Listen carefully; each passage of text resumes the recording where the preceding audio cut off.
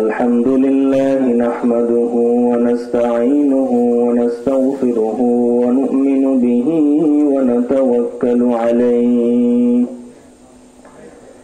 ونعوذ بالله من شرور أنفسنا ومن سيئات أعمالنا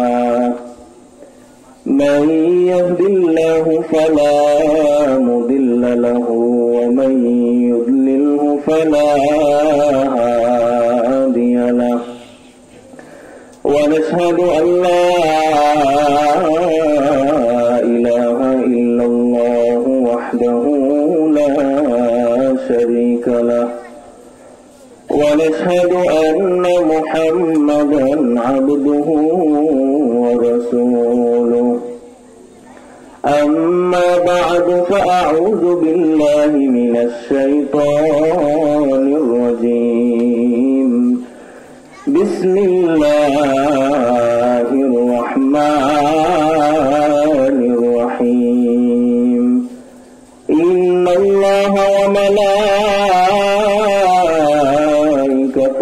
يصلون على النبي يا أيها الذين آمنوا صلوا عليه وسلموا تسليما برشري اللهم صل على سيدنا ونبينا وشفيعنا وحبيبنا ومولانا محمد صلى الله عليه وعلى آله وأصحابه وبارك وسلم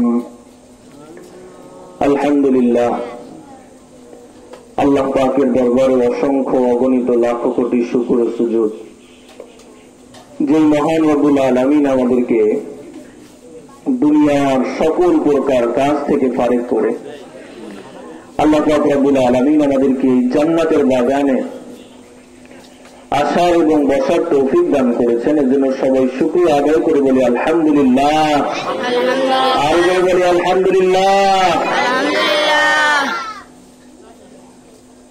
আমি ইস্তিগফারের বিষয়ে সংক্ষিপ্ত কিছু আলোচনা করার চেষ্টা করব ইনশাআল্লাহ। ইস্তিগফারের বিষয়ে কোরআনে এবং হাদিসে অসংখ্য ফজিলত বর্ণিত হয়েছে। قال رسول الله صلى الله عليه وسلم يا أيها الناس توبوا إلى الله فإني أتوب إلى الله كل يوم 100 مرة। নবী করিম সাল্লাল্লাহু আলাইহি ওয়াসাল্লাম বলেন, হে লোক সকল, হে আমার সাহাবারা, তোমরা বেশি বেশি ইস্তিগফার পাঠ করো, কেননা আমি দৈনিক 100 বারের অধিক ইস্তিগফার পাঠ করি। সকলে বলি সুবহানাল্লাহ। এজন্য নবী করিম সাল্লাল্লাহু আলাইহি ওয়াসাল্লাম ইস্তিগফার পাঠ করেছেন এবং সাহাবায়ে কেরাম রাদিয়াল্লাহু তাআলা আজমাইন তাদেরকে বলেছেন, তোমরা সদা সর্বদা সর্ব অবস্থায় কি করো? ইস্তিগফার পাঠ করো। নবী করিম সাল্লাল্লাহু আলাইহি ওয়াসাল্লাম বলেন, শয়তান আল্লাহর কাছে বলেছিল, ইয়া আল্লাহ, আপনার সম্মানের কসম, আপনার মহত্বের কসম, আপনার বরত্বের কসম, আপনার একটা বান্দাকেও আমি জান্নাতে যেতে দেব না। তখন আল্লাহ পাক রব্বুল আলামিন বলেন, আমার সম্মানের কসম, আমার মহত্বের কসম, আমার বরত্বের কসম, আমার বান্দা যখন তোর পথে চলবে, আমার বান্দা যখন তোর পথে চলে গুনাহ করবে, অন্যায় কাজ করবে, খারাপ কাজ করবে, অবিচার করবে, জুলুম করবে, অর্থাৎ আমার বান্দা যখন তোর পথে চলবে, তোর পথে চলে গুনাহ করবে, ওই অবস্থায় যদি আমার বান্দা আমার কাছে খাঁটি দিলে তওবা করতে পারে, আমার বান্দা আমার কাছে তওবা করতে পারে, ক্ষমা চাইতে পারে, আমি আল্লাহ আমার বান্দা জীবনের সকল গুনাহ ক্ষমা করে দেব। আমিন। আল্লাহ কি বলেন? যে আমার বান্দা যদি তোর পথে চলা অবস্থায় আমার কাছে তওবা করতে পারে, আমার কাছে মাফ চাইতে পারে, খাঁটি বলে তওবা করতে পারে, আমি আল্লাহ আমার বান্দার জীবনের সকল গুনাহ ক্ষমা করে দেব। দেখবো তুই কিভাবে আমার বান্দাকে তুই জান্নাত থেকে ফিরিয়ে জাহান্নামের মধ্যে নিক্ষিপ্ত করো। আমি দেখব কিভাবে তুই আমার বান্দাকে গুনাহে জর্জরিত করস। আমি আমার বান্দা যদি আমার কাছে খাঁটি বলে তওবা করতে পারে, আমি আল্লাহ আমার বান্দার জীবনের সকল গুনাহ ক্ষমা করে আমার বান্দাকে আমি জান্নাত দান করব। নবী করিম সাল্লাল্লাহু আলাইহি ওয়াসাল্লাম বলেন, কোন ব্যক্তি যখন গুনাহ করে, গুনাহ করার পর তার অন্তরের মধ্যে একটা কালো দাগ পড়ে যায়, সে যখন আরো একটা গুনাহ করে তার অন্তরের মধ্যে আরো একটা কালো দাগ পড়ে যায়, সে যখন আরো একটা গুনাহ করে তার অন্তরের মধ্যে আরো একটা কালো দাগ পড়ে যায়, এরকম গুনাহ করতে করতে করতে করতে একটা সময় তার অন্তরটা অন্ধকার হয়ে যায়, কালো হয়ে যায়। তখন আর তার কাছে নামাজ ভালো লাগে না, জিকির ভালো লাগে না, কোরআন তেলাওয়াত করতে ভালো লাগে না, কোরআন তেলাওয়াত শুনতে ভালো লাগে না, দ্বীনি মজলিসে আসতে ভালো লাগে না, দ্বীনি আলোচনা শুনতে ভালো লাগে না। তখন তার মধ্যে একটা অসহ্য চলে আসে, অনীহা চলে আসে, তার কাছে এই সকল কিছু বিরক্ত লাগে। নবী করিম সাল্লাল্লাহু আলাইহি ওয়াসাল্লাম বলেন, কারো অন্তরটা যখন গুনাহে জর্জরিত হয়ে অন্ধকার হয়ে যাবে, এই অবস্থায় যদি আল্লাহর কাছে খাঁটি দিলে তওবা করতে পারে, আল্লাহর কাছে মাফ চাইতে পারে, আল্লাহ পাক রব্বুল আলামিন ওই ব্যক্তির জীবনের সকল গুনাহ ক্ষমা করে দেবে। তাহলে অন্তরটাকে পরিষ্কার করার জন্য নবী করিম সাল্লাল্লাহু আলাইহি ওয়াসাল্লাম বলেছেন বেশি বেশি ইস্তিগফার পাঠ করো। قال رسول الله صلى الله عليه وسلم جعل الله من كل شيء مخرجا ومن كل هم فرجا ورزقه من حيث لا يحتسب। নবী করিম সাল্লাল্লাহু আলাইহি ওয়াসাল্লাম বলেন, যে ব্যক্তি বেশি বেশি ইস্তিগফার পাঠ করবে, আল্লাহ পাক রব্বুল আলামিন তাকে 3টি পুরস্কার দান করবেন। কয়টি পুরস্কার বলে বলেন? 3টি পুরস্কার দান করবেন। 1 নম্বর পুরস্কার হলো আল্লাহ পাক রব্বুল আলামিন ওই ব্যক্তিকে কোনো অভাব অনটনের মধ্যে রাখবেন না। 2য় নম্বর পুরস্কার হলো আল্লাহ পাক রব্বুল আলামিন তাকে সকল প্রকার বিপদ আপদ থেকে হেফাজতে রাখবেন। ওয়ারযাকাহু মিন হাইতু লা ইয়াহতাসিব। আল্লাহ পাক রব্বুল আলামিন ওই ব্যক্তির উপরে এমন ভাবে রিজিক দান করবেন যে ওই ব্যক্তি কল্পনাও করতে পারবে না। 1 নম্বর পুরস্কার হলো আল্লাহ পাক রব্বুল আলামিন তার সকল অভাব অনটন দূর করে দিবেন। 2য় নম্বর পুরস্কার হলো আল্লাহ পাক রব্বুল আলামিন তাকে সকল প্রকার বিপদ আপদ থেকে হেফাজত করবেন।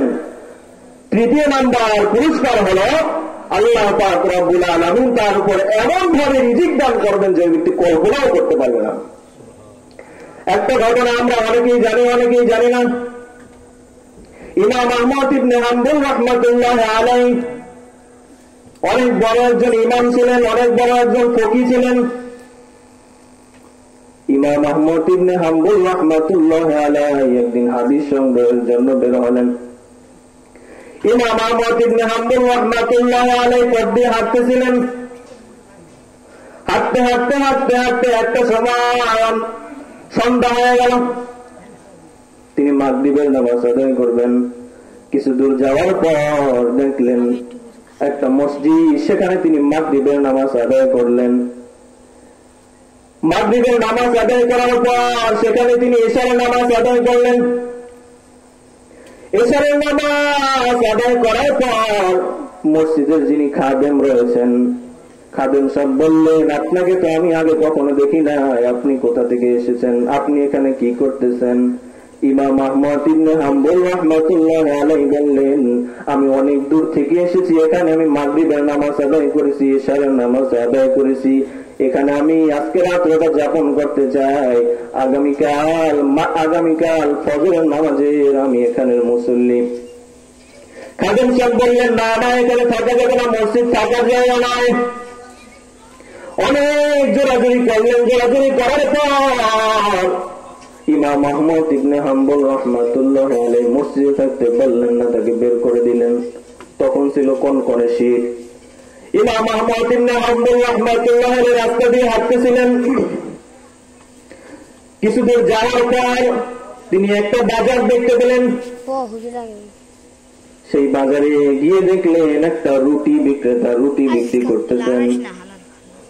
তিনি ওই রুটি বিক্রেতা, ওই যুবক রুটি বিক্রেতার কাছে গেলেন। যাওয়ার পর তিনি বললেন, আমি অনেক দূর থেকে এসেছি, আজকে রাত্রটা আপনার দোকানে আমি যাপন করতে চাই, পারবো কিনা? যুবক রুটি বিক্রেতা বললেন, অবশ্যই পারবেন।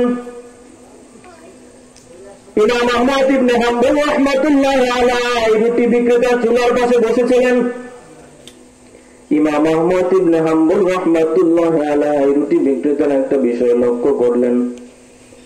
রুটি বিক্রেতা যখন রুটি বানায় তখন পরে আস্তাগফিরুল্লাহ, রুটি বিক্রেতা যখন রুটি চুলায় যায় তখন পরে আস্তাগফিরুল্লাহ, চুলা থেকে গোড়াই থেকে যখন উঠায় তখন পরে আস্তাগফিরুল্লাহ,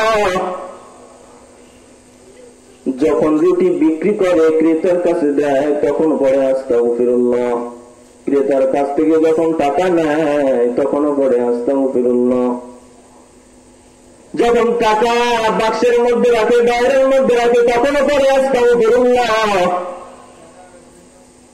ইমাম আহমদ ইবনে হাম্বল রাহমাতুল্লাহ আলাইহি আশ্চর্য হলেন, ব্যাপার কি, এত আস্তাগফিরুল্লাহ বলে কেন? ইমাম আহমদ ইবনে হাম্বল রাহমাতুল্লাহ আলাইহি দাঁড়ায় গেলেন, তার কাছে জিজ্ঞাসা করলেন, হে যুবক, ব্যাপারটা কি, এত ইস্তেগফার পড়ো কেন, আস্তাগফিরুল্লাহ পড়ো কেন? তুমি আস্তাগফিরুল্লাহ পড়ার কারণে তুমি কি পেয়েছো আমাকে একটু বুঝিয়ে বলো। যুবক রুটি বিক্রেতা বললেন, আমি সদা সর্বদা সবসময় রুটি বিক্রি করতে থাকি, আমি কোন ন্যাকামল করতে পারি না, এই জন্য আমি ছোটই ন্যাকামলটা সবসময় আমি করি, যখনই সময় পাই তখনই আমি ইস্তেগফার পাঠ করি। ইমাম আহমদ ইবনে হাম্বল রাহমাতুল্লাহ আলাইহি বললেন, তুমি এই ইস্তেগফার পাঠ করে তুমি কি পেয়েছো আমাকে একটু বলো। রুটি বিক্রেতা বললেন, এই ইস্তেগফার করার কারণে আমি আল্লাহর কাছে যা চেয়েছি আল্লাহ পাক রব্বুল আলামিন আমাকে সকল কিছু দিয়েছে। রুটি বিক্রেতা বললেন, আল্লাহ পাক রব্বুল আলামিন আমাকে সকল কিছু দিয়েছেন, কিন্তু একটা দোয়া এখনো কবুল হয় নাই। ইমাম আহমদ ইবনে হাম্বল রাহমাতুল্লাহ আলাইহি আবারও আশ্চর্য হয়ে গেলেন যে সকল দোয়া কবুল হয়েছে কিন্তু একটা দোয়া কবুল হয় নাই, সেই দোয়াটা কি হতে পারে? আবার জিজ্ঞাসা করলেন, সেই দোয়াটা কি আমাকে একটু বলো। রুটি বিক্রেতা তখন বললেন, এই জমানার সবচেয়ে বড় মুজাদ্দিদ, সবচেয়ে বড় ফকিহ, সবচেয়ে বড় ইমাম, সবচেয়ে বড় আলেম ইমাম আহমদ ইবনে হাম্বল রাহমাতুল্লাহ আলাইহি আমি আল্লাহর কাছে অনেকবার বলেছিলাম, ইয়া আল্লাহ, ইমাম আহমদ ইবনে হাম্বল রাহমাতুল্লাহ আলাইহির সাথে দেখা করার তৌফিক আপনি আমাকে দান করেন, কিন্তু এই দোয়াটা এখনো কবুল হয় নাই। ইমাম আহমদ ইবনে হাম্বল রাহমাতুল্লাহ আলাইহির চোখ দিয়ে ঝরঝরে পানি পড়ে গেল।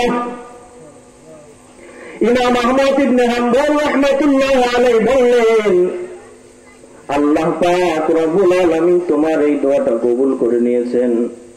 যুবক বললেন, কিভাবে? তখন ইমাম আহমদ ইবনে হাম্বল রাহমাতুল্লাহ আলাইহি বললেন, আল্লাহ পাক রব্বুল আলামিন তোমাকে কষ্ট করে ইমাম আহমদ ইবনে হাম্বলের দুয়ারে যাওয়া লাগে নাই, আল্লাহ পাক রব্বুল আলামিন ইমাম আহমদ ইবনে হাম্বলকে তোমার দুয়ারে নিয়ে এসেছে। আর বলেন সুবহানাল্লাহ। ইস্তিগফারের ফজিলত, এটা হলো ইস্তিগফারের গুরুত্ব।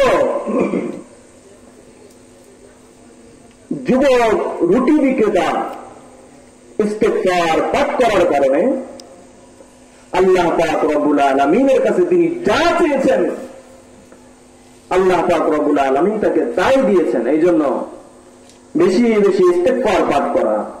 আমি হাঁটা চলা করতেছি, রাস্তা দিয়ে হাঁটা চলা করতেছি, একা একা হাঁটা চলা করতেছি, ইস্তিগফার পাঠ করি। আমি ব্যবসা বাণিজ্য করতেছি, ইস্তিগফার পাঠ করি। আমি গাড়িতে আরোহণ করতেছি, ইস্তিগফার পাঠ করি। আমি কোনো কাজ করতেছি, ইস্তিগফার পাঠ করি। সদা সর্বদা সর্ব অবস্থায় কি করা? ইস্তিগফার পাঠ করা। ইস্তিগফার পাঠ করলে কি হবে? আল্লাহ পাক রব্বুল আলামিন আপনাকে রিজিক দান করবেন, যেটা আপনি কল্পনাও করতে পারবেন না। এবং ইস্তিগফার যদি কেউ বেশি বেশি পাঠ করে, আল্লাহ পাক রব্বুল আলামিন তার সকল দোয়া কবুল করবেন। এই জন্য যতটুকু আলোচনা করেছি, আল্লাহ পাক রব্বুল আলামিন আমাদের সকলকে আমল করার তৌফিক দান করুন। সকলে বলি আমিন, আরো বলি আমিন। ওয়া আখিরু দাওয়ানা আলহামদুলিল্লাহি রাব্বিল আলামিন। আসসালামু আলাইকুম ওয়া রাহমাতুল্লাহি ওয়া বারাকাতুহু।